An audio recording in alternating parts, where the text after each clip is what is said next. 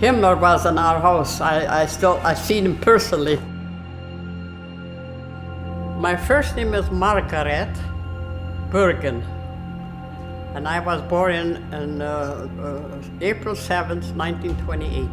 My dad was taken 1935. That was the first when they started taking these people to Siberia and labor camp, and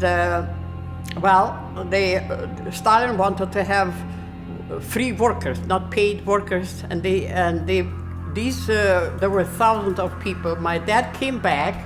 He was lucky from thousands that he came back after 6 years.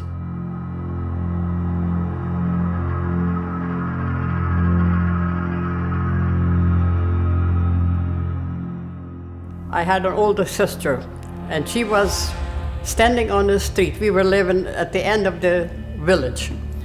And when this car came in, and Himmler stopped in front of my sister Helen, and Himmler asked Helen if she could speak German. Yes, Helen said, I speak German.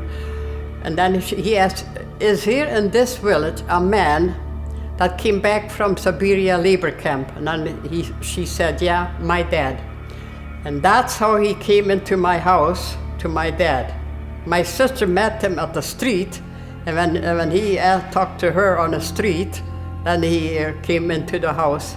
And Dad was very pleased that he could tell him all about it.